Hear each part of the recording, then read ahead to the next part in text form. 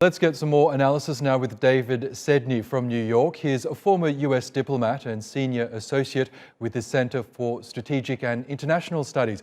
Very good to have you on the program there. Thank you so much for joining us. Firstly, as I mentioned, the UNGA is set to vote on this draft resolution officially condemning Russia for its assault on Ukraine.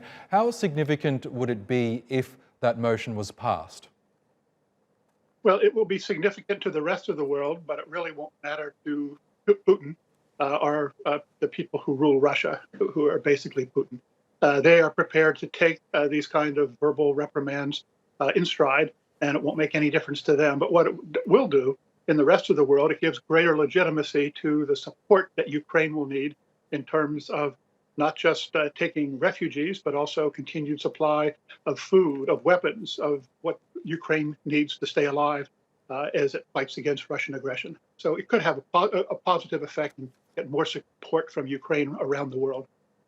And meanwhile, Russia's assault on Ukraine has sparked a humanitarian crisis. We've heard from UN agencies that hundreds of thousands of Ukrainians have been displaced. Many have fled the country altogether.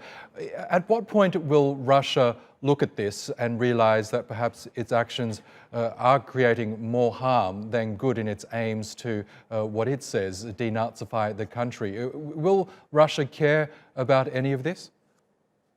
Well, lots of individual Russians, I know Russians who are very unhappy with this and who have great sympathy for Ukrainians. But for President Putin and the ruling circles that support him, they don't care at all.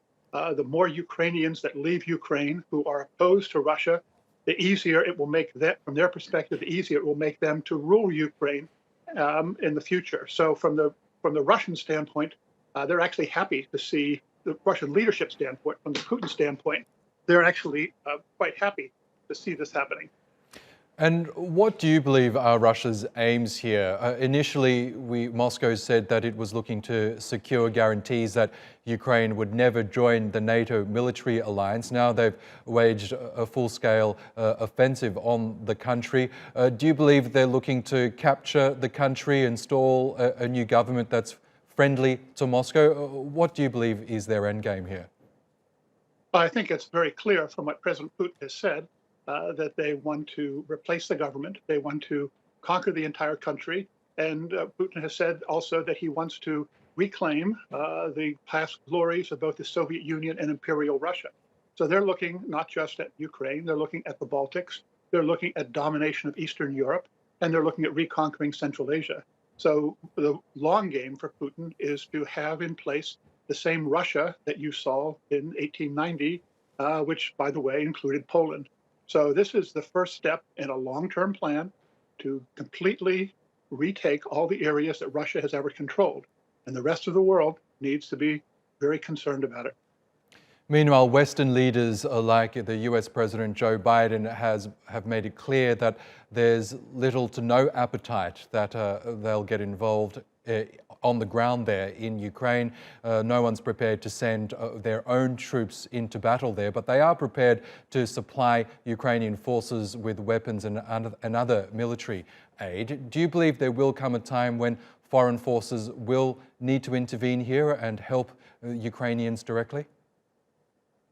Well, I think in many ways there's already such a need, but it's not going to happen.